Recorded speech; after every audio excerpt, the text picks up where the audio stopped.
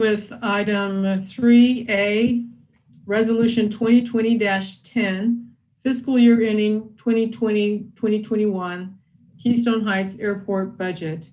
Is there a motion to read by short title? I'll make that motion. Thank you. Is there a second? Mr. Hart, thank you. Second. All those in favor say aye. Aye. Aye. Any opposed? Seeing none, motion passes 5-0. Mr. Commando. Thank you. Resolution 2020-10, a resolution of the City Council of Keystone Heights, Florida, approving the budget for the Keystone Air Park Authority. Any discussion among council? Have you had a chance to look at the budget? Seeing no questions, is there a motion to pass? I'll make a motion we pass. I'll second. Thank you.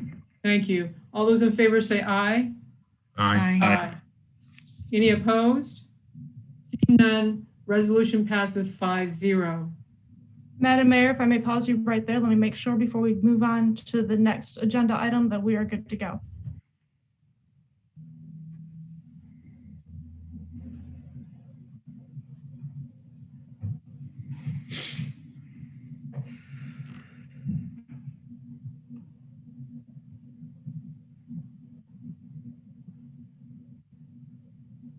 All right, we are being heard on YouTube. We'll move to items 3B, Ordinance 2020-587, fiscal year ending 2020-2021, millage rate. I'll entertain a motion to read Ordinance 2020-587 by title only. Is there a motion? I'll make a motion. Thank you. Is there a second? I'll second. Thank you. All those in favor say aye. Aye. Aye. Any opposed? Seeing none, motion passes 5-0. Mr. Commando. Ordinance number 2020-587, an ordinance of the City of Keystone Heights levying the ad valorem property tax millage rate for municipal purposes on all taxable property within the city for the fiscal year beginning October 1st, 2020 and ending September 30th, 2021, stating the percentage by which the millage to be levied exceeds the rolled back rate, providing an effective date. Thank you. This public hearing is to present the proposed budget of the City of Keystone Heights to the public for comment, questions, and review, and to make changes if desired by City Council. The process for budget adoption is detailed precisely in Florida statutes, and we must comply with those directives. The very first order of business is to discuss the proposed millage, the rollback millage rate, and the reasons for the increase in ad valorem tax revenues. I will now turn this discussion over to our city manager to make certain we meet all required communications. Thank you, Madam Mayor. This public hearing is to present the proposed budget. The name of the taxing authority is the City of Keystone Heights, Florida. The City's Council's proposed budget for fiscal year 2020-2021 reflects a millage rate of 4.2901. That millage can be compared to the current millage rate, which is 4.2901, and to the rollback rate, which is 4.0580. The rollback rate is a calculation which brings the same tax dollars next year as for this year, excluding new construction. I'm required by statutes to state that the percent increase to the proposed millage compared to the rollback rate. The proposed rate is a 5.41% increase over the rollback rate. The city's overall proposed budget is $3,094,469 and breaks down as follows. General fund is $779,305. The Community Redevelopment Agency is $154,700. Cemetery budget is $99,962. The Keystone Heights Airport budget is $1,080,933. CIPR infrastructure budget is $979,569. This represents a millage increase of 0.0 mils. The property value increased this year by 4.01%. The budget increase proposed for this year is directly attributed to the city's need to continue to rehabilitate, improve, and develop its parks, as well as to offset the loss of revenue resulting in the recalculation of the state infrastructure sales tax, as well as the loss of revenue directly related to the COVID-19 pandemic. Council voted 5-0 to set the maximum millage rate at 4.2901. The budget reflects the draft budget reviewed by the Budget and Finance Committee on September 4th, 2020, which is being presented this evening, September 10th, 2020, at a public hearing and is scheduled for a second hearing and adoption September 29th, 2020. We will now open a public hearing. Is there anyone who would like to speak to the proposed millage rate? Madam Mayor, I have nobody from the public for public hearing. Okay. I will close the public hearing and bring this up for discussion among council. Just one housekeeping thing, Madam Mayor. Paragraph 3, I think that should read September 30, 2021. It's just a scrivener's error. I'll let Mr. Commando look at that. Is that what we want to do? Yes, so if there's a motion to pass, there would be a motion to approve the ordinance as amended, or is there a I move motion? that if you're looking for a motion, Madam Mayor, I move passage of the ordinance as amended. Is there a second? I second as amended. All those in favor say aye. Aye. Aye. Any opposed? Seeing none, motion passes 5-0. Discussion over the proposed millage and budget. Millage. Any discussion over the millage? Is everyone comfortable where we are sitting with our millage rate? Yes. and we'll just need to reopen a public hearing. So if there's any public comment dealing with Ordinance 2020-588 relating to the budget. Sir Commander, you want me to do that now? You've passed millage, so you can work on budget Work on next. a budget? Okay. Ordinance 2020-588 fiscal year ending 2020-2021 budget. Is there a motion to read by short title? I'll make a motion to read by short title. Thank you. Is there a second? Second. Thank you. All those in favor say aye. Aye. Aye. Any opposed? Seeing none, motion passes 5-0. Mr. Commando? Ordinance number 2020-588, an ordinance for the purpose of adopting a tentative budget for the city of Keystone Heights, Florida for the fiscal year beginning October 1st, 2020 and ending September 30th, 2021, and providing an effective date. Thank you. Bringing it back to council for discussion. Ms. Mikowski, did you want to present the budget? Absolutely. Let me go ahead and do a screen share to. Okay, can everybody see the cemetery budget up on the screen? Yes. Yes. Yes. Yes. Perfect. As I stated before in the Budget and Finance Committee, and then as well as with the individual conversations with council members, this budget will be presented compared to the year-to-date actuals, and then our next budget will just see the screen column right here as your adopted budget. So as you can see, everything is pretty consistent as it is with last year. The only discussion that we have within the cemetery at this time is miscellaneous income of $62,000. You can see that it's coming out right here under capital improvements for $75,661.70. We'll talk a little bit more about those funds later on in the agenda, but that's going to be directly related to the master plan of the cemetery, as well as building our first ossuarium. Budget and Finance Committee discussed where the income of the $62,000, where that will come into this year's budget. We do have about $152,000 in our cemetery checking account without having to go into our perpetual care account or touch our CDs. So it was the consensus of the Budget and Finance Committee for me to go ahead and bring that into our operating budget for the cemetery for this coming fiscal year. With that being said, the budget will balance at the moment at $99,961.70. With that being said, are there any questions that I can answer to the council on the cemetery budget?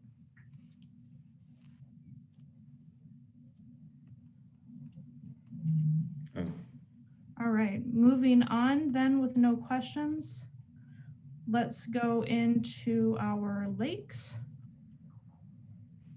And so our lakes budget, can everybody see lakes up on their screen? See cemetery. Still see cemetery? Yeah. Yeah. All right.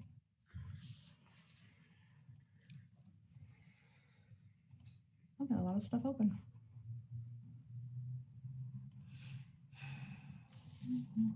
When Yes, from other clients, you have to unshare your screen, put up yes. a new one, and then reshare it. All right, now you should be able to see lakes.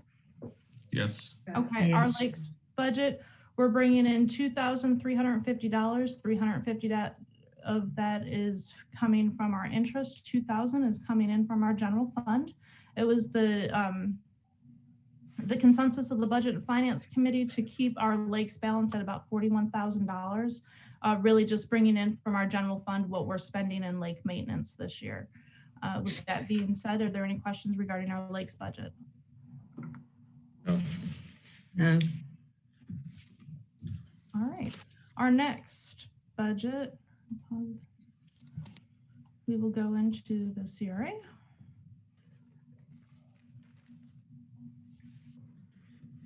All right, do we see the CRA budget? The top line says 24,000 right here. Yes. Yes. Fantastic. Okay, the $24,000, this is our Community Redevelopment Agency's budget. Our $24,000 is what the city is obligated by statute to put into our agency's fund. We're anticipating about $40,000 of revenue coming in from the county. And we have a carry forward of about $90,000 in our checking account to date, with an interest suspected to be right around $700. With a total income, about $154,000. Coming down, you'll see that a lot of this stays the same throughout the year. We're pretty consistent. The motion or the consensus of the workshop to bring $2,000 to the EDC. Our legal fees, our $1,000 donation to the SBDC is right here. Moving down into events and others, once our streetscape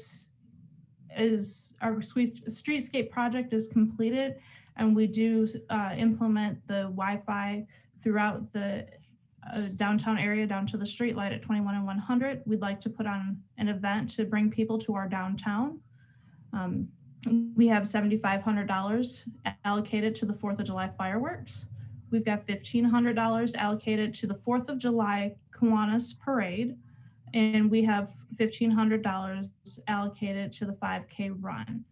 In conversations with council, as you're well aware, the downtown is under construction. The Christmas parade and any Christmas event will not be able to be held within our parks or the downtown area through the end of this calendar year. So we will not be able to fund those events outside or within our agency's budget. Coming down, we have $25,000 remaining for the Pavilion Community Center, which is now our food distribution site. If we want to make additional changes or add on after that renovation is complete. We've got $30,000 allocated to our Rails to Trails project as we continue moving forward with the state on that grant. And then the remainder, $53,650 going into our streetscapes, and that will be the start of implementing our Wi-Fi zone continuing from our parks at City Hall down to the street light. With that, is there any questions within our CRA budget? Regarding the Pavilion Community Center study, that money is not restricted then to a study because I think we're past that point now, are we not? Well, and there was some conversations that I had with Mr. Morgan regarding that. If there's a band shell that's wanted to be added on or the structure wants to be extended, then those types of additions will need to have a study. But that's something that we can change the line item name to Okay, so it's flexible. Yes, sir. Thank you. Okay, any other questions before we go into the big one? Fantastic.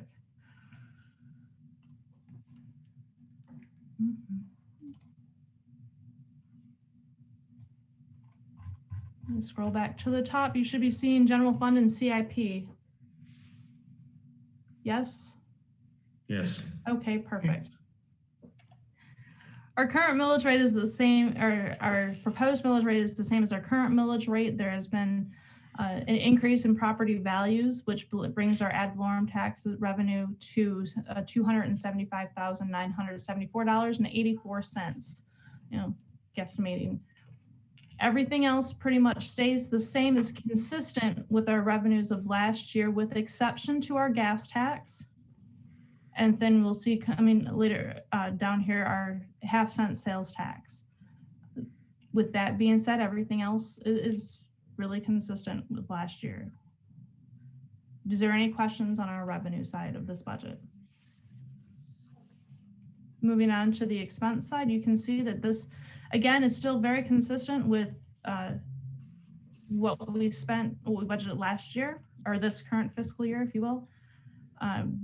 Some major changes that I'll point out are going to be down in public works.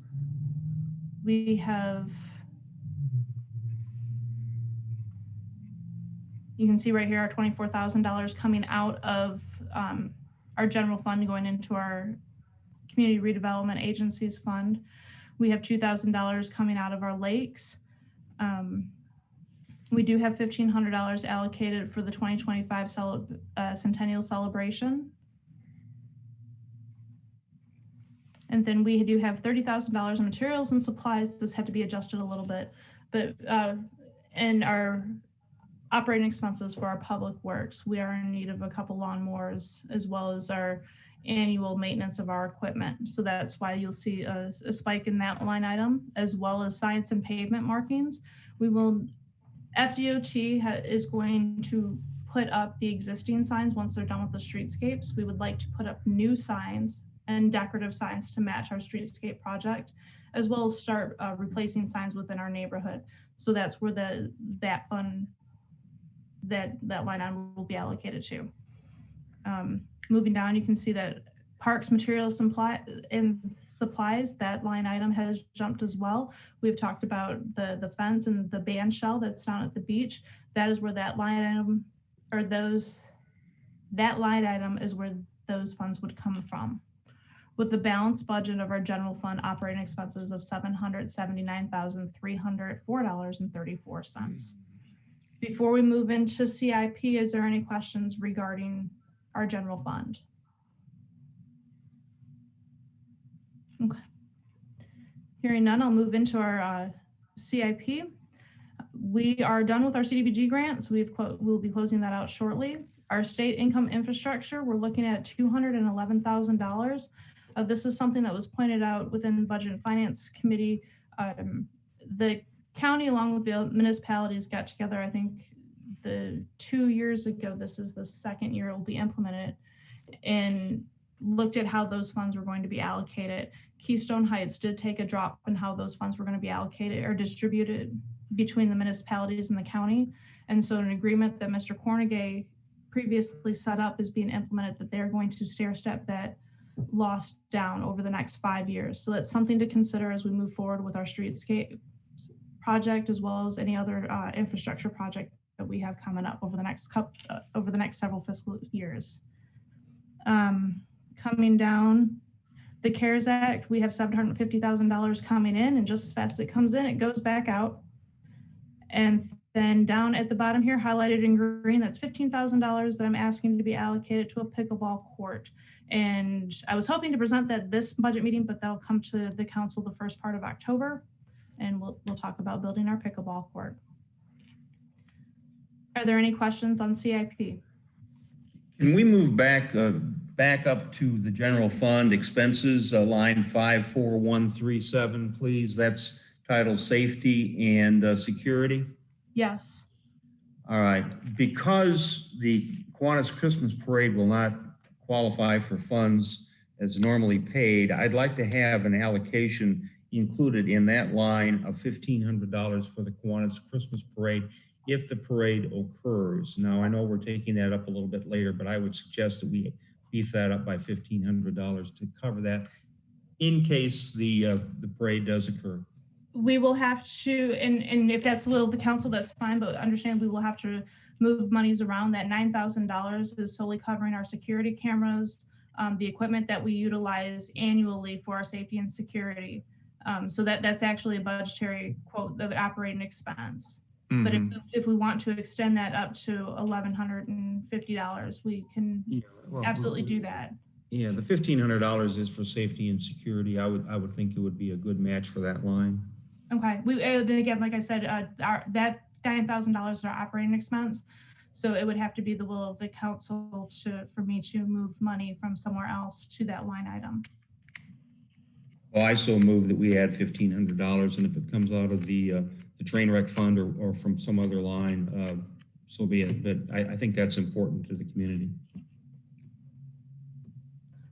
And then, oh, go ahead. I apologize. For discussion, where are we looking at having a parade?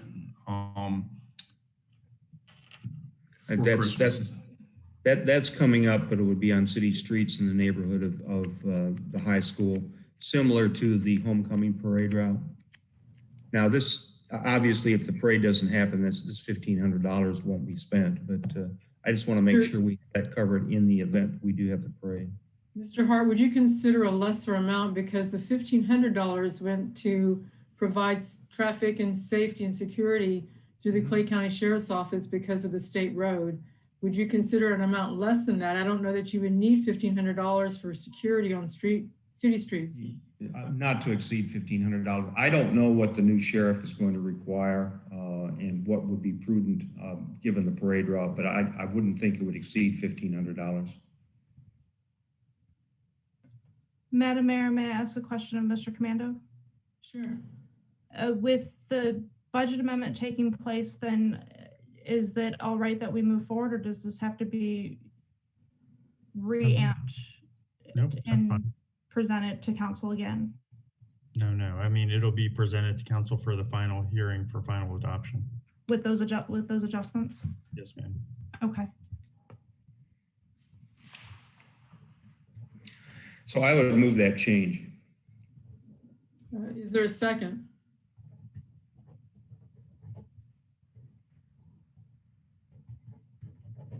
Seeing no second, motion fails. I second.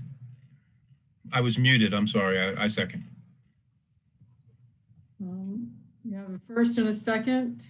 I'll tell you my reluctance right now is because we haven't discussed the event. I understand you want a placeholder for money to pay for it, but we haven't discussed the event, and so I'm not feeling as confident as I would want to allocating money to something if we don't know what's going to happen. Of course, if the event doesn't occur, the money won't be spent. It just stay in the general fund. Okay. I just want to make certain that if the parade does occur, the Kiwanis Club, like most organizations right now, is hurting because of COVID. We've had to cancel some events. Our budget, we don't have the money in the budget to cover security. And I think security is something that the city should be providing for the benefit of all the people in the city. Okay. All those in favor say aye. Aye. Any opposed? Seeing none, motion passes 5-0. Thank you. Mr. Mikowski, you want to move forward? And that's all I have for the budgets, Madam Mayor. Okay. So any discussion with any of the budgets, lakes, cemeteries, CIP, general? Is everyone okay with what's being proposed for the city for the fiscal year ending 2021? Yes. Is there a motion to pass this budget? Make a motion, we pass the budget As amended. as amended. Any seconds? Second. Second? Thank you. All those in favor say aye.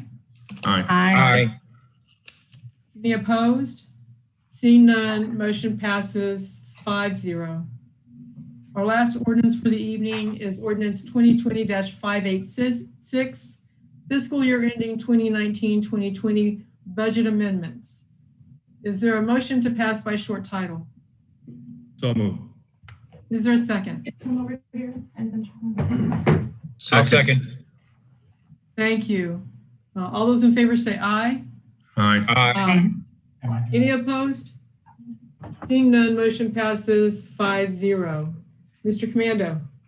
Ordinance number 2020-586, an ordinance for the purpose of amending the final budget for the city of Keystone Heights, Florida for the fiscal year beginning October 1st, 2019 and ending September 30th, 2020, and providing an effective date. Any discussion?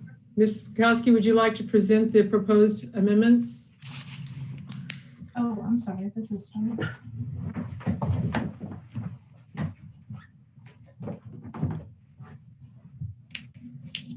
I This is apologize, a- Madam Mayor. I got ahead of myself and was putting Mr. Ward in my seat. This is the second reading of this, is it not?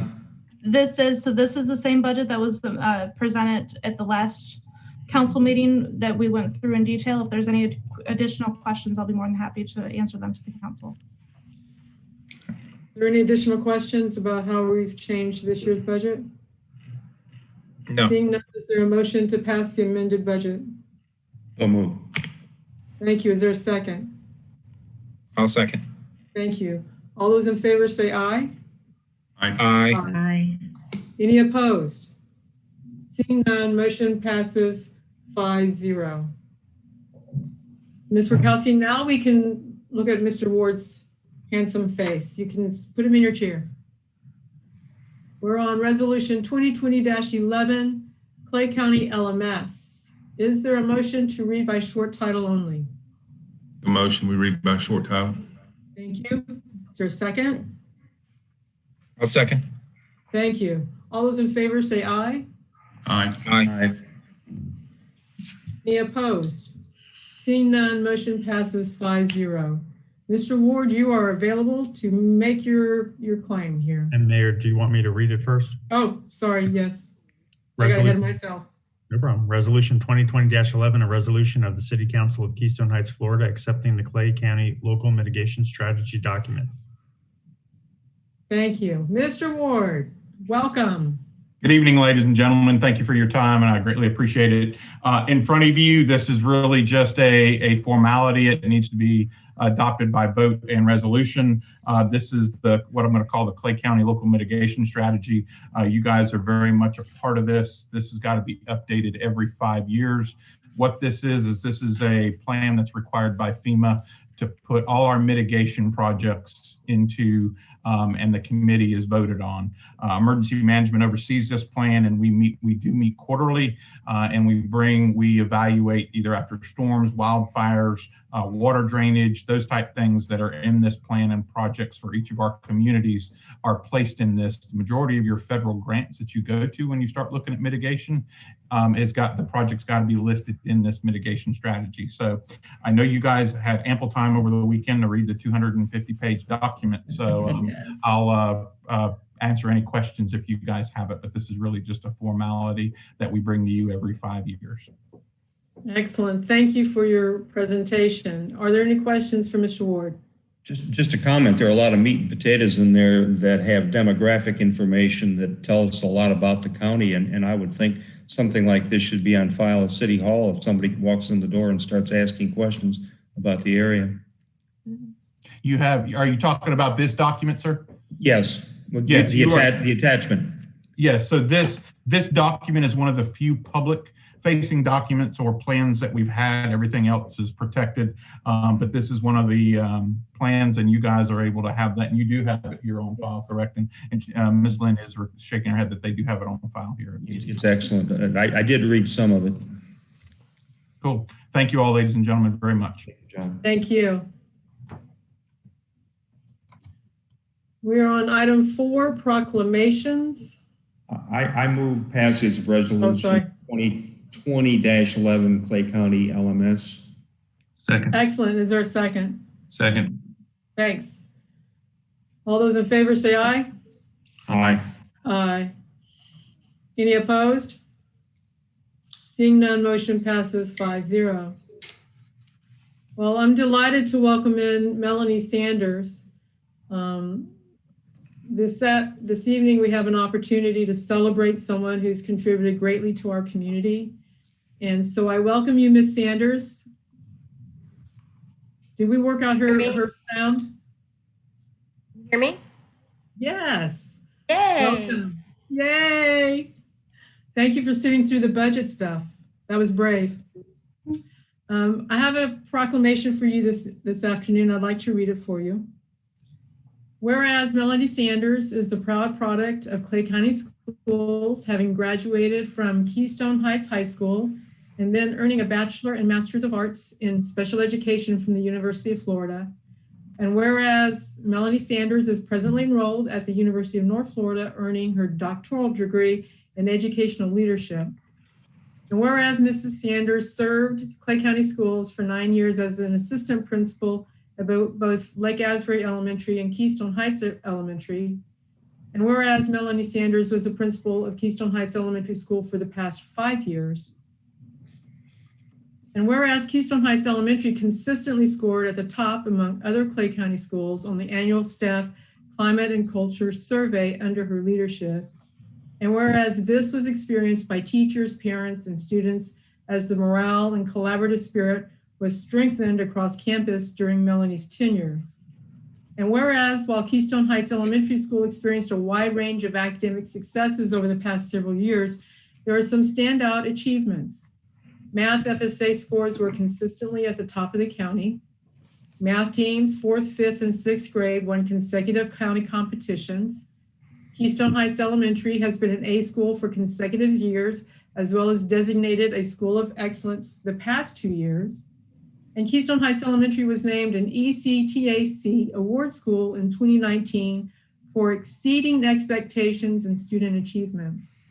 Keystone Heights Elementary was named a gold level model PBIS school for its work in positive behavior support. And Mrs. Sanders led the transition team to become a Title I school while maintaining our A school grade. And whereas Melanie Sanders is passionate and holds high expectations for all students and believes in the delivery of rigorous differentiated instruction to meet the needs of every learner, now therefore be it resolved that by the authority vested in me as the mayor of the city of Keystone Heights and on behalf of City Council, I, Karen Lake, hereby proclaim Thursday, September 10th, 2020 as Melanie Sanders Day. Is there a motion to pass? I'll make a motion to pass. Is there a second? Second. Thank you. All those in favor say aye. Aye. Aye. Motion passes 5-0. Ms. Sanders, congratulations. I know you've been promoted. You're now working at the district office. I do want to thank a couple of people because I didn't write this by myself. You had friends help me, and they were Isaac Morford and Tina Bullock. And so they both wanted to contribute to your proclamation because you've had great success at Keystone Elementary. Would you like to share any thoughts with us? Thank you so much. I'm so honored that you thought to do this. It's bittersweet leaving the elementary school because my goal when I got there was just that I would be okay with my own children or any children in my family being in any class at that school. I can honestly say that leaving now, my nephews are still there and it doesn't matter to me what teacher they have. They can be in any class at that school and I feel like they're in good hands. I feel real confident in leaving the school in the hands of wonderful teachers and staff, and then the new principal, the new assistant principal, Ms. Williams. And I do a great job. Do the great work. Excellent. Well, thank you for being here this evening. We wish you lots of success in your future endeavors, and we'll always remember that you're still a Keystone girl, though. That's right. You're still a Keystone. I'm always going to live here, so thank you so much. Thank you. Congratulations.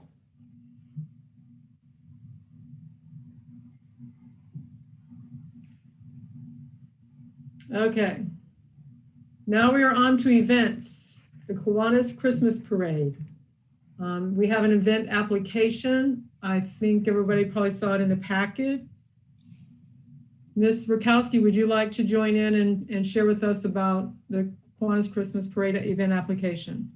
Yes, and so I'm going to do a screen share on this as soon as I find it, possibly.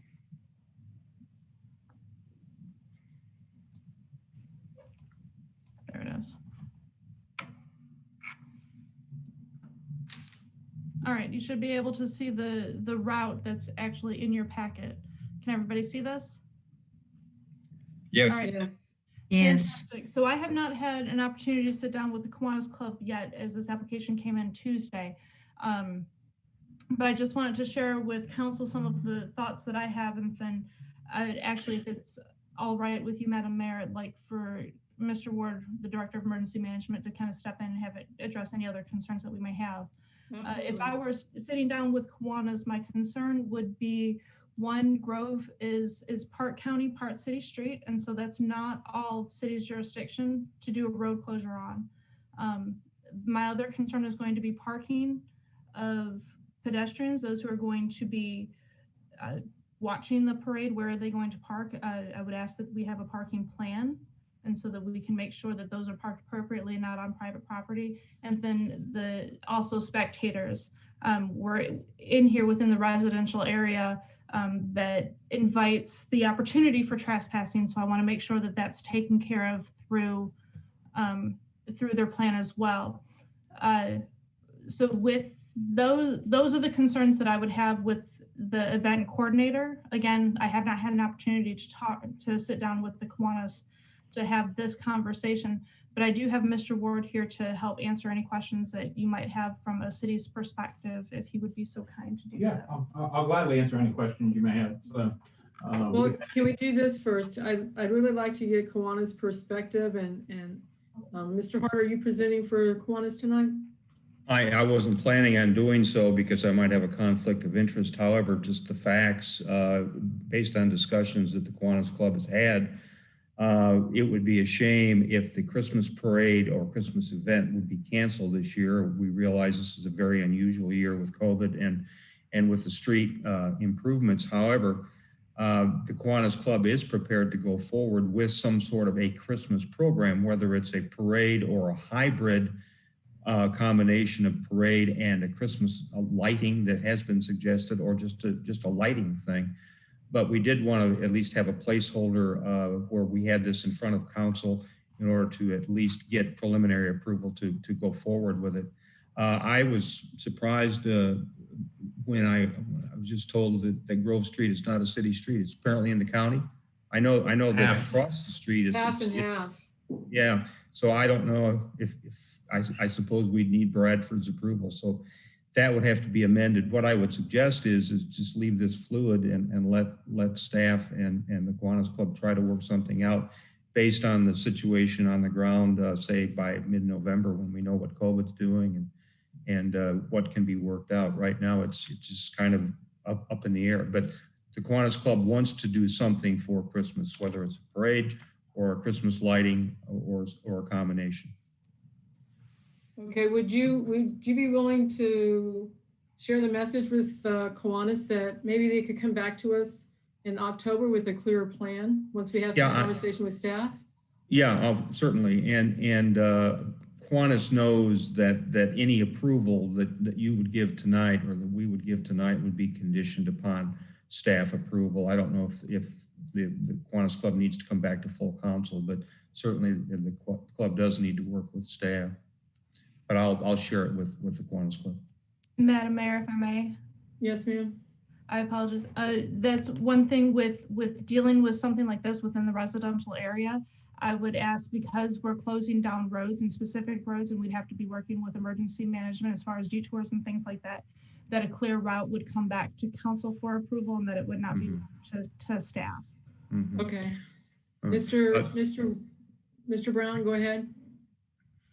From experience dealing with the high school homecoming, you might want to put a limit on the height of your floats, because this route does have some low hanging trees.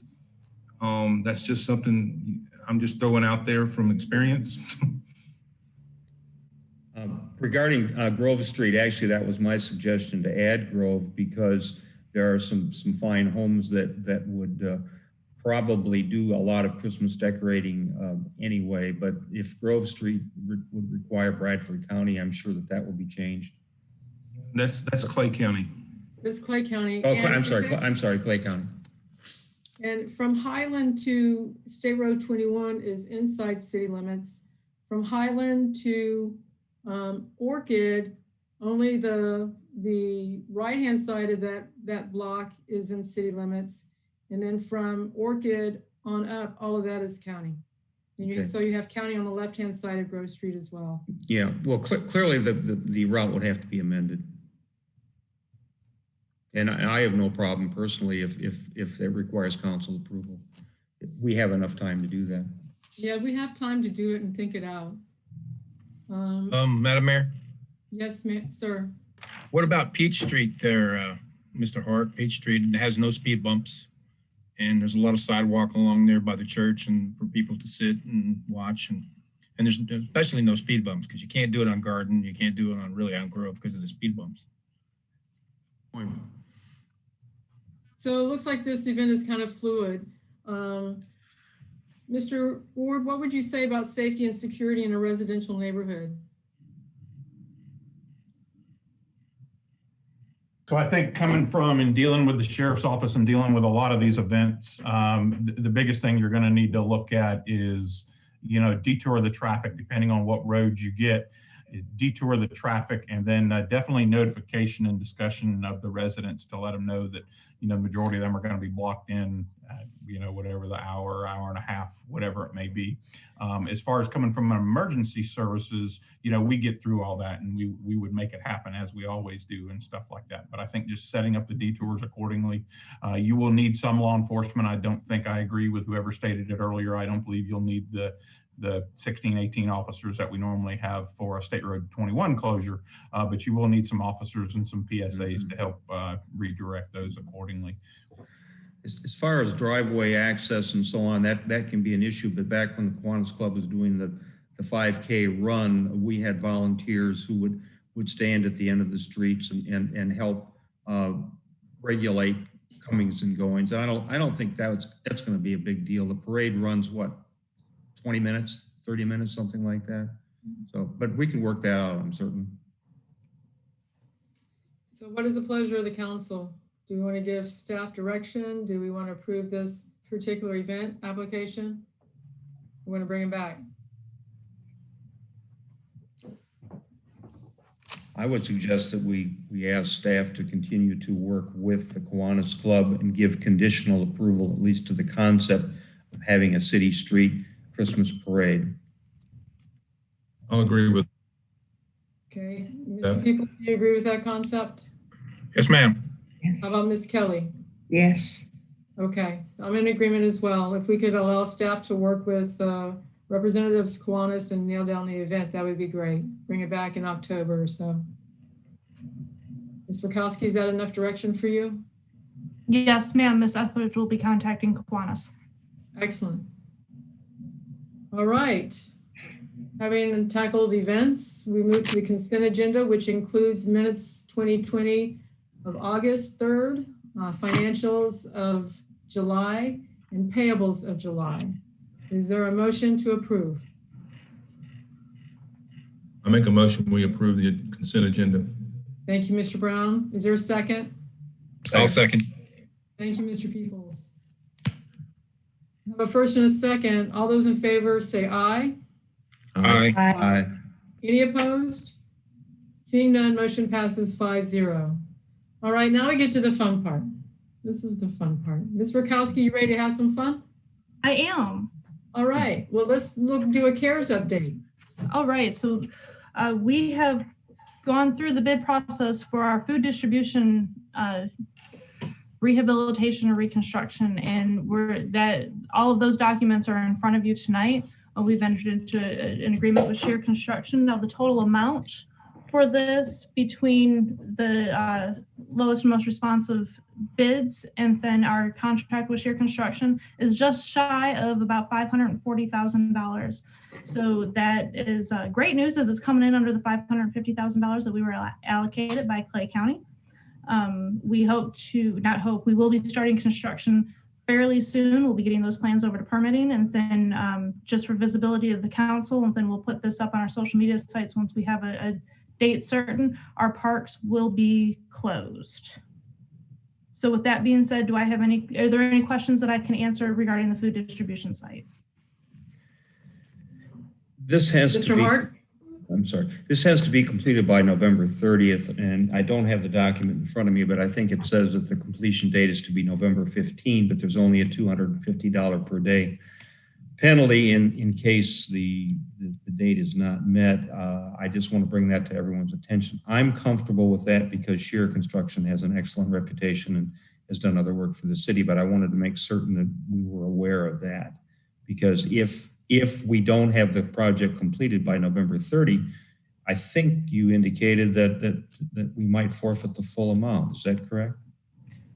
So the project has to be completed on our side and submitted to Clay County by November 30th. Sheer Construction and their contractors have been given a deadline of November 15th so that we can get our documentation into Clay County for our reimbursement. I've had conversation at length with them regarding this issue. I'm confident that we'll be able to accomplish this. Okay, so the $250 per day per diem penalty, you're comfortable with that? Yes, sir. Okay, thank you. So am I. I just wanted to bring it to council's attention. Thank you, Vice Mayor Hart. Are there any other questions for Ms. Mikowski regarding the food distribution renovation agreement? Oh, awesome. So carry on, Ms. Mikowski. Do you need any approval for us, or? This is all for your information. The council did make a motion to give me authority to move forward with anything regarding the CARES Act to expedite this so that we can move quickly through this process. Excellent. Okay. Why don't you move to item B and update us on the Wi-Fi and security cameras? I've been working with several different companies on this. We will be going out to a quick bid to get our security cameras and our Wi-Fi zones put in place. I'm looking at probably the end of next week, putting that bid out with a 10-day turnaround so that we can start this project as well. Once that project is under contract, then all 3 of our parks surrounding City Hall will be closed for renovations. Okay. Are there any questions regarding the Wi-Fi or security cameras? I have 2 concerns with the Wi-Fi. One, I don't believe it needs to be on 24 hours a day, because I think it should close when the parks close and turn back on when the parks open. Otherwise, you're going to have people loitering behind businesses. You're going to have people sleeping in their cars, and you're going to have people sleeping in parks. You're going to have homeless people coming in. And once the word gets out, people, like I said, watching videos. I understand the need for it. Children have to do homework or whatever. They can come uptown and do that. But I think, and 2, they need to be filters on this internet. There need to be filters on this internet, because that'll, type of video some people may be watching over our Wi-Fi are probably very inappropriate. So those are the 2 concerns I have for the Wi-Fi. Well, the nice thing is about that, Mr. Peoples, is that we have control over that. We're not contracting out to anybody else to allow them. We're setting those controls. Good. Madam Mayor, if I may comment on that, I've worked closely with the county regarding this specific area and have gotten a tour of their software. It is very easy to maintain. It's really just a bunch of toggle switches. We will turn it off when the parks close and open it back up in the morning hours. There are filters that will be put in place, and there are landing pages that can be put in place, and all that will be taken care of under our authority here. Those were my only concerns. I don't want children to be able to be filtered at home, not going to certain websites, and then they can come downtown and go on the websites that their parents don't want them to go on. So those are my concerns. Any other concerns? I'd just like to add that I've been kind of in and out about this. I am not savvy at all with this IT stuff. but I understand we're doing it for all the way down to the intersection. What is the purpose of that? Because the businesses have Wi-Fi on their own. Are they going to cut off their Wi-Fi with their provider and use ours? I can understand doing it around the city hall and the park, because right now for the past several years, people sit out here in the park at night and in front of the library, and they bounce off the library. But downtown part, I know all those businesses have, if they have internet, they have it on their own. What's the purpose of it being downtown?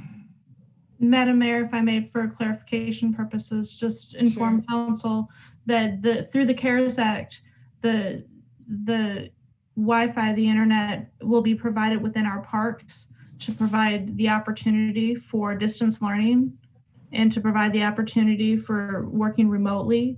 We understand that the area is not rich in internet, and so that we want to be able to provide that within our parks.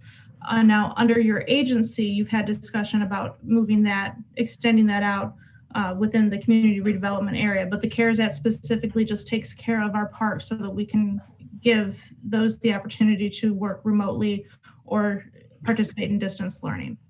So right now, all we're doing is the parks. We're not going downtown Lawrence. Under the CARES Act, under the specific line item, that's what those funds are allocated for. Would that include Azalea Park? No, sir, this is including the parks that are surrounding the city hall, behind us in the theme park, across the street in the beach, and then across the street, across 21 in the natural park. Okay, thank you. You can adjust the range of this service then, apparently. We're implementing a system of repeaters. We'll be grabbing Wi-Fi and then repeating that signal throughout our parks. So the repeaters can be moved around as needed. We can add additional repeaters if need be. Gotcha. Okay, thank you. Okay, we're on 7C. Ms. Mikowski, would you like to update us on invoices and reimbursements? To date, we have spent $33,088.39 to be exact regarding our CARES Act. We will be putting in for our first reimbursement come the first next week, and I believe that's going to be a quick turnaround time partnering from the municipality with the county. Okay. Any questions for Ms. Mikowski on the CARES Act updates? Nope. No. Okay. No, ma'am. So under old business, we are up to Azalea Place as a road project, 2019-2020 roadway improvement project, Azalea Place. Ms. Mikowski, do you want to share that update with us? Yes, Madam Mayor. In your packet is the plans, the fee schedule, as well as the bid package. And I do have Mr. Donnie Bowles from Michael Baker here to answer any specific questions. We're looking for approval to go ahead and go out to bid on this project. Do you want to invite Mr. Bowles in to explain the project and what he would be proposing? I am here. Are you Welcome. going to share a screen, Lynn, or? Not with Azalea, but I can be. What would you like me to put up? Well, I guess if you don't have to put it, I mean, I can explain it. So basically it's part of the resurfacing effort. A little bit extra that we did this time is that with trying to make the one segment of Azalea one way, we are going to basically reset the curb line on both ends and narrow it so it is only one way, and it's a little bit more obvious to the passerby. And we'll add a little bit more signage to that effect. At the intersection of Azalea and Cardinal and Magnolia, there is a couple of crosswalks that aren't really well developed. So we're replacing a couple of those and restriping it. And then the rest from Cardinal, from Magnolia to Lawrence is just a real easy, basic resurfacing, mill and resurfacing effort. So majority of the work will be from the intersection of Azalea and Cardinal to Nightingale. Excellent. Any questions of Mr. Bowles from council? Ma'am. Mr. Hart, No, no questions. Mr. Brown, No. Ms. Kelly. She's not there. Okay, so what is the pleasure of the council? Do you want to move forward with the Azalea project? It's the top street on our windshield. Yes. Yes. Do you Okay, need a is there- motion? Yes. I make a motion that we go forward with the project. Second. Second, thank you. All those in favor say aye. Aye. Aye. Any opposed? Seeing none, motion passes 5-0. Mr. Bowles, you got your street to fix. Yes, ma'am. And this one I'm excited about. We heard about it last month. Mr. Brown was very giddy over it. It's the cemetery update. I think this one Lynn does have, yep. All right. So in working with Lynn and Mary and Mr. Brown, we've kind of developed, this is a relatively big PDF, so it might take a little bit. Give it a second. So basically what we've tried to do is, set up the cemetery in separate gardens. So when you go to the cemetery, you can actually identify which garden that your loved one would be in. And basically at the four corners of each garden, we will put a decorative street sign. And it's illustrated right there in our wayfinding legend, where we will have it flanking each corner, and it'll be telescopic signs, that can swivel on the post, and basically corner in the block of each garden. And so each garden will have that. And then at each block in each garden, we are going to put stakes in the ground, which are represented also on there. They're basically 9-inch stakes on an aluminum square that we can customize with whatever block number we want. So the intent being is that we will be able to give someone their loved one in, say, Magnolia Garden, block 55. They will easily be able to, arrive at the cemetery and see where Magnolia is, and then see where that's at. We're also going to put a map of the entire, basically a map just like this, of the entire facility at the right at the point between of the roadway, right there where the hand is, between the Magnolia and Jasmine Gardens. So we've done a lot of work on pricing it all and everything else, and we found a good sign that kind of works. It's got a little bit of decorative flair, but it's not overpriced. We did unfortunately look at some that were overpriced, but I'm glad we had options. And this will solidify the wayfinding for the gardens and the cemetery, as we have discussed and laid out. And it's not really showing up on the PDF very well, but as you can see, just on the left side of Gardenia Magnolia, we have reset the pathways, as you can tell by the teal pathway indicator. And we'll be able to add more cemetery plots in those areas by setting up the alignment the way we have it outlined. Okay, any questions of Mr. Bowles? I will make a comment. I believe that the work that you've done, everyone who is involved in the committee is just fantastic. I got my first glimpse of this this past week, and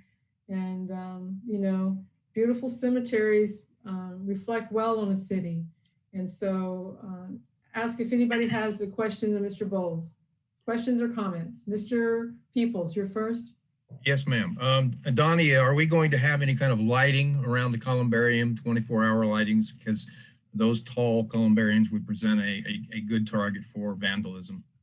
Well, I will say this, sir, that we're going to cover that columbarium next, but at the current time, we do not have a lighting plan engaged, but there is, right where we have the columbarium, I'm almost positive there is a telephone pole there with a light on it.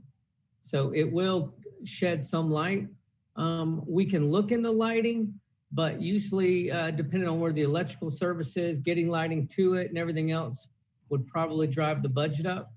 And we can certainly look into lighting for future phases. I was just wondering because that dirt road runs right by where the columbarium is going to be. So Yes, sir. It would present a tempting target for people to drive Yes, by sir. and throw things at it or whatever. I am pretty sure that it is, there is a light post. I'm pretty there. sure there is a street light right there, Donnie. Yes, sir. I think so too, Mr. Brown. Brown, did you have a question or comment? I have a comment on one of the names of one of the gardens is Poppy.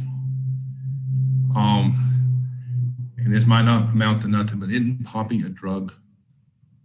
It's a Poppy poppy plants are seed. drugs. It could be, it's an opiate. Madam The Mayor, seed can be made for opiate, but it is an actual flower as well. yes, Madam Mayor, if I may, please. Yes. So the names were quickly put together of the garden so that we can identify them as if the master plan is approved, then we will have to sit down and look at those flowering plants that are native to Florida and that can grow in the soil that's provided there at the cemetery. Part of the concept of naming those gardens that way is so that we can identify them easily and then put those plants, those flowering plants in that area. And so if this master plan is going to be adopted by the council, then we will move forward with better names that are better suited for our cemetery.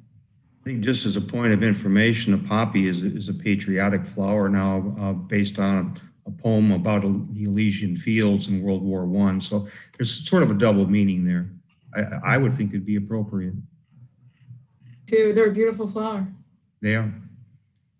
Any other questions? I'm sorry.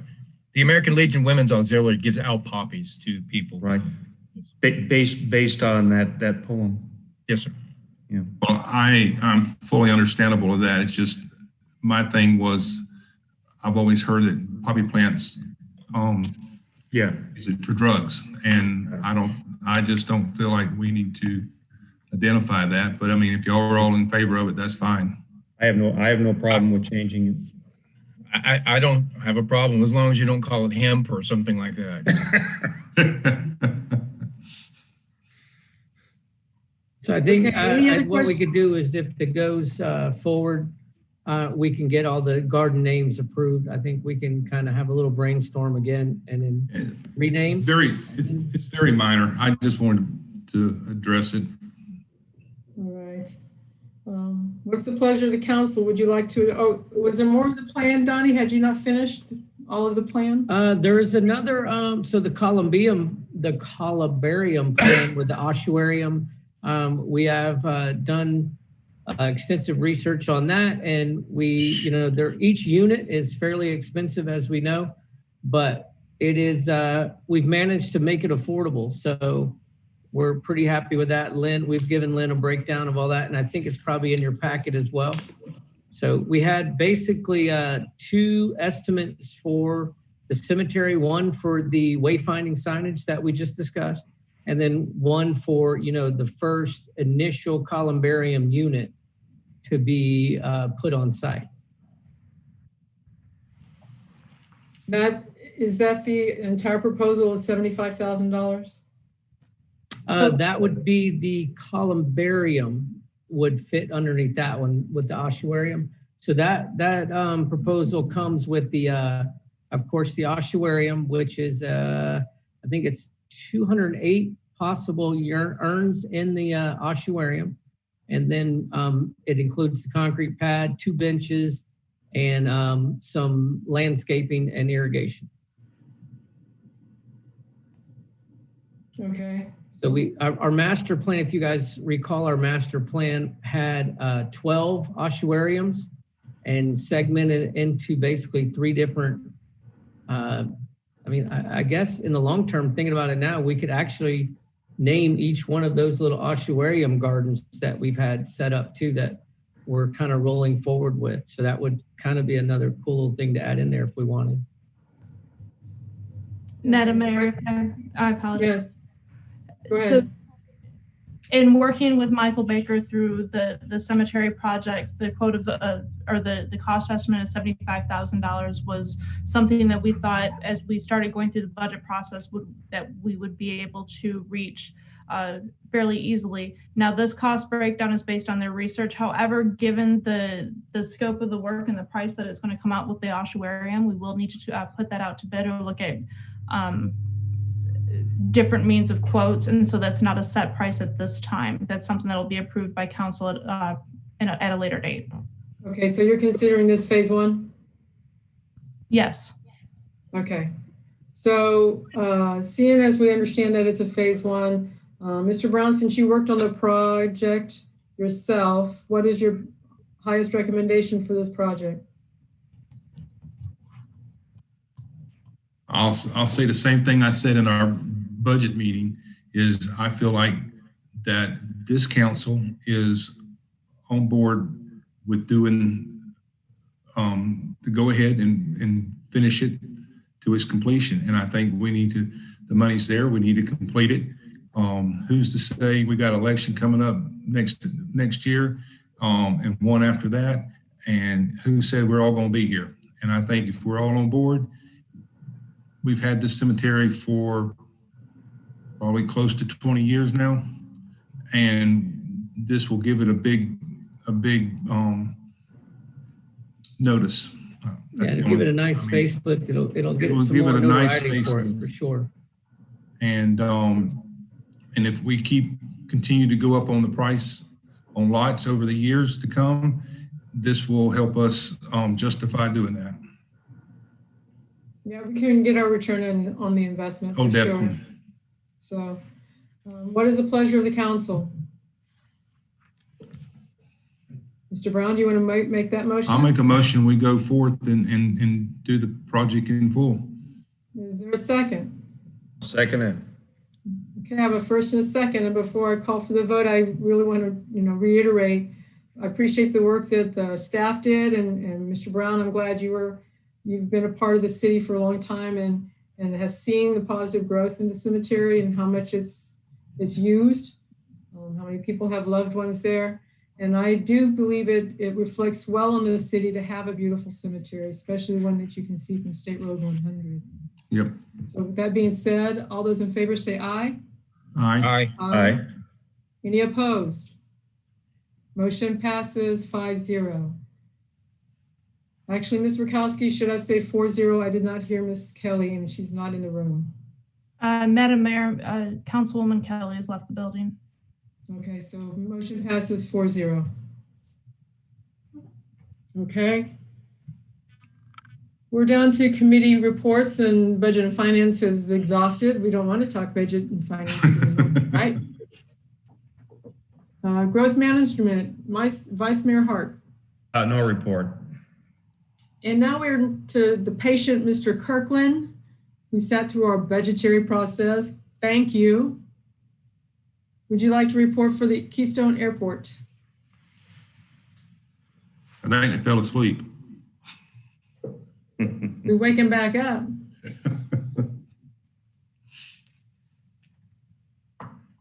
I think he's on mute. Yes, he's trying to work it through. I can see his eyes working the webpage. Madam Mayor, if you would like to move down to the new business real quick while he's unmuting himself so that Mr. Bowles can hop off this call. Sure. We will move down to item 10A, 2020-2021 right-of-way improvement. Ms. Mikowski, did you want to present that?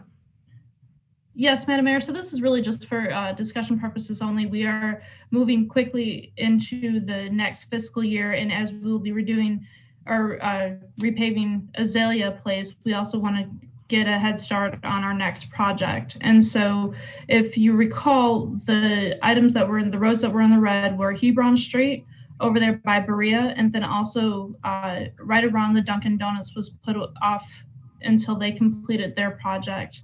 And then this is the time that and we've also had conversations about Nelson's Point. And so if there's any conversations about which project you would like for us to look into, and then we can bring that back to council in October. Okay. Any conversation about proposed projects? I personally think that we need to address that issue at Nelson's Point. It's always been a drainage issue there and in and out access and everything. So I would like to see that put on number one and then move down the list. And then with conversations with Nelson's Point, please keep in mind that this is something we had talked about a few months ago about Nelson's Point. That project, the Fdot project, is not scheduled to be completed until the late spring, early summer of 2021, which will put us pretty far into our next fiscal year. Is that a project that you want to take on coming up this year, or you want to look at that to start come the following fiscal year when we know we can get a good handle on it? So basically what you're saying is if we do something there, there's a chance of getting tore up? Well, it was the recommendations of our engineer to wait until Fdot completed their project to see what improvements that they'll have to Nelson's Point before we go in there. In all transparency, Mr. Brown, I think my thought is they're scheduled to do about 80 to 100 feet of work down Nelson's Point already. And honestly, I'm hoping they mess up a little bit more road and go further. Okay, I'm good with that. I'd rather try to hold our budget until we know what we actually got to deal with when they're done. That's a good idea. And I'll just reiterate, I think that's an important project, Mr. Brown, because it impacts the most taxpayers. The little piece behind Dunkin' Donuts doesn't really impact a whole lot of our taxpayers, but that Nelson's Point does. So it would be a true investment in their quality of life. Right. So with that being said, and I understand Mr. Bull's position, Hebron, how much of Hebron do we need to do, Ms. Mikowski? Sorry, working through technical difficulties with the airport.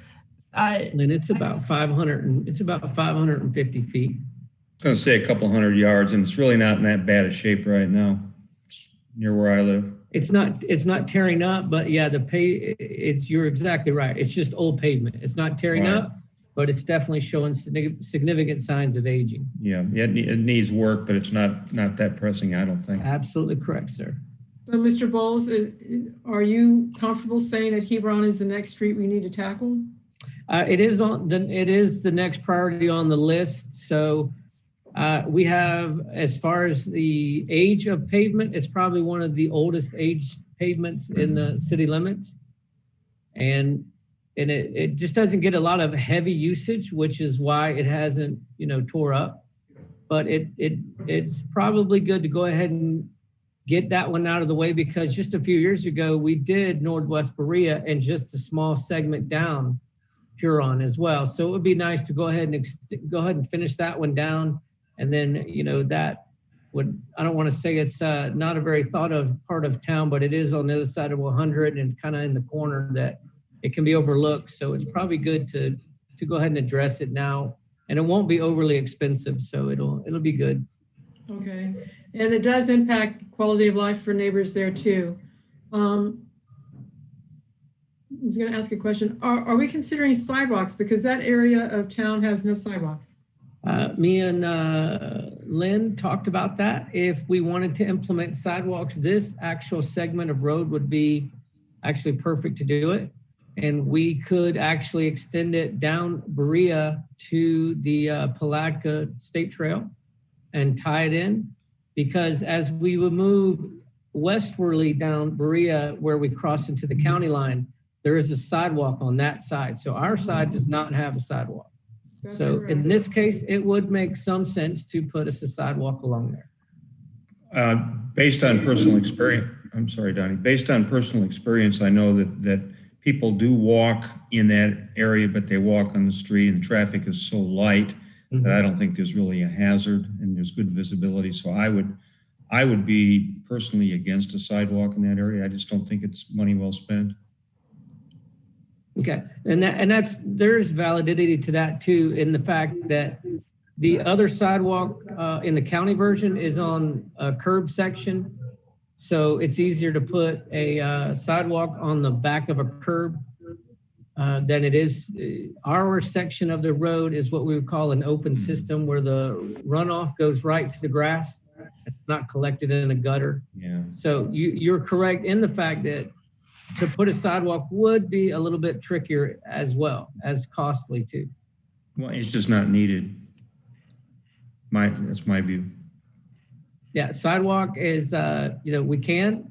It's strictly up to the will of the council if you guys prefer to or not. Maybe what we could do as we get closer to that, doing something with that particular stretch, is I'd be interested in surveying the residents that are impacted by not having a sidewalk and whether or not they actually want one. Maybe staff could do a short survey and send it out to those homes that are being impacted by having a sidewalk or not having a sidewalk. And there's only 4 or 5 homes, just knock on doors and ask them. Yeah, it's very limited as far as that goes. Councilman Hart is exactly correct. All right. Mr. Brown, you were about to say something? I'm just going to say all the sidewalks we do have in town, especially over where I live, everybody walks in the middle of the street. They don't even use a sidewalk. So, yeah, I've had to stop too many times to wait on people to get out of the way because they should have been on the sidewalk. Okay, so what do we want to do about Hebron? I make a motion, we go ahead and go forth on Hebron. Is there a second? Second. Mr. Peebles, thank you. All those in favor say aye. Aye. Aye. Any opposed? Seeing none, motion passes 4-0. So do you want to include the little section behind the Dunkin' Donuts, which is that little section of Beam to Flamingo? That intersection right there does have some damage, and it unfortunately it was before the Dunkin's construction. So I don't know if you guys want to include that into this as well. It's a relatively small area, and it would be just a standard mill and resurfacing. There really wouldn't be. We might have to rework some lime rock because some of the potholes are a little bit deeper there at the intersection, but if the budget was able to handle it, it might be a good idea to go ahead and try to catch that one up too. Mr. Brown? Donnie, Yes, sir. I might be totally wrong, but I think they took care of that intersection, didn't they, when they did the paving of that, the rest of Beam behind Well, there? they did a large portion of Beam up to a spot. And to my knowledge, they didn't, when I walked it, I thought Beam was, and the intersection was still damaged. It was still in need of some resurfacing. Okay. We wanted to get them to do all of Beam. That was a thought that we were going to try to do, but that never came to fruition. I mean, I'm happy to support that. It's not as sexy as doing something else, but okay. We can mark it off the list. Yeah, it's strictly up to, the will of the council, obviously, but it is it's by doing these two, I think if I'm correct, I'm not looking at the dashboard at this point, but these are one of the last 2 red items as far as asphalt conditioning in the city limits. Okay. Question, Mayor. Are we planning on doing these when we do Azalea? That way we have them in town doing it all at one time? I don't think we have the budget for it. I think we're only budgeted for Azalea. Is that correct, Ms. Mikowski? We will be, Azalea actually will be extending out into next fiscal year. So Mr. Bowles, correct me if I'm wrong, but that's something that we might be able to look into as an additive. It's just going to push Azalea back. Yeah, we could amend what we have and just increase the plans for what we have. We absolutely could. Do all 3 projects at one time? And then that way we might be able to save on our mobilization fee.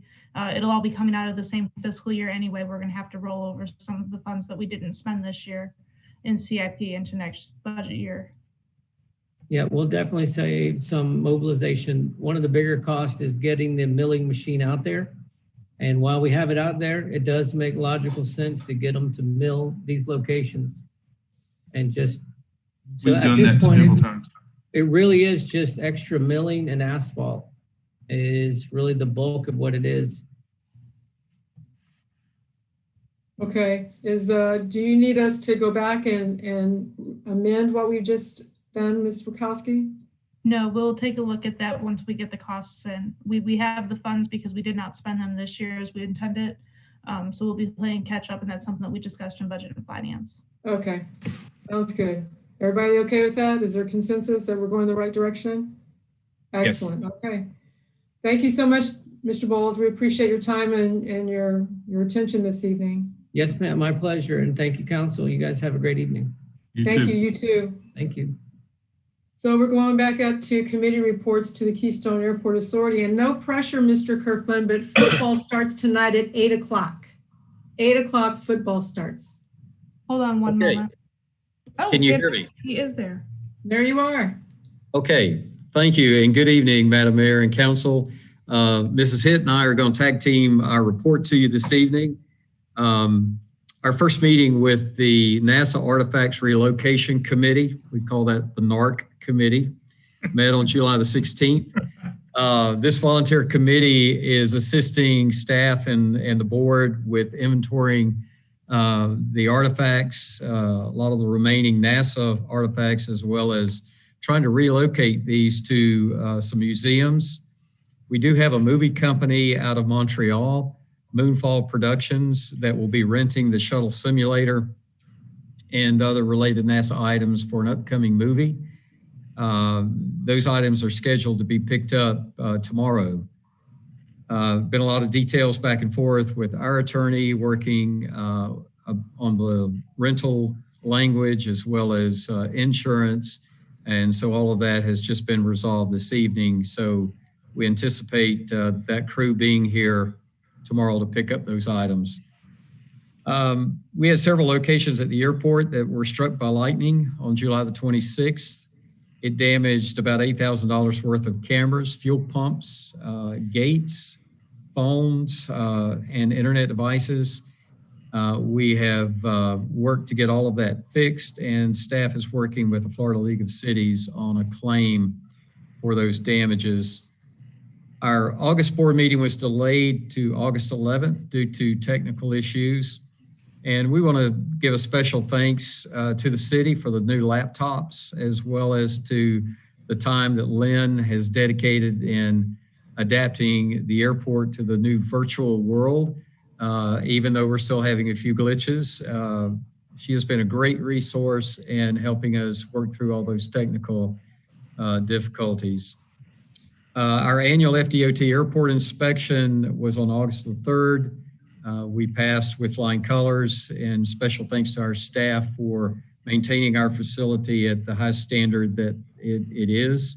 The FDOT inspector stated that we are always well prepared for the inspection and any items that they should write up. And typically they look at a sloped angle off the end of the runways to make sure there are no trees that would be within that takeoff area or landing area.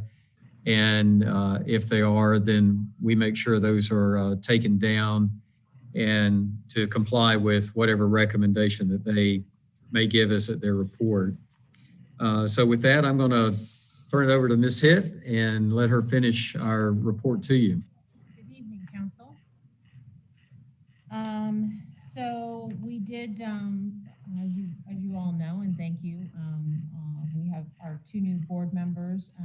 Major Brothers retired in July, so we have a new Camp Landing representative, and that's Captain Brian McDowell. So on August 13th, Lynn came out and we swore him in. So he's stuck with us for at least another 3 years.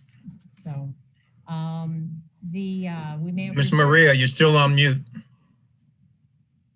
From David's? Hey, Is that a little better? Maria is coming through David's device. All right. So you heard nothing I just said, right? Oh, heard it a bit. I was giving kudos to our new board member, Captain Brian McDowell. He joins us now as our new Camp Landing National Guard representative. Major Brothers retired in July. So Brian McDowell is now stuck with us for another 3 years. So the Clay County Commissioners, we may have reported on this before, but we finally got our new courtesy car. It's a fancy new 2009 Ford Escape.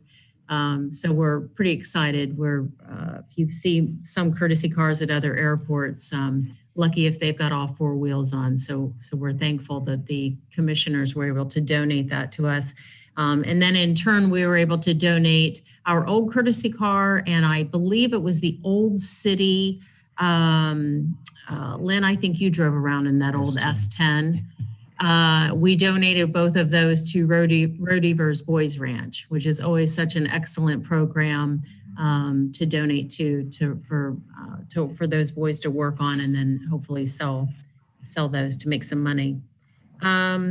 We did receive confirmation just earlier in the last week that the Jeep event is coming back to Keystone, back to the firm. So if you remember last November, we hosted out here Crawling for the Fallen, which brought in close to 400 Jeeps.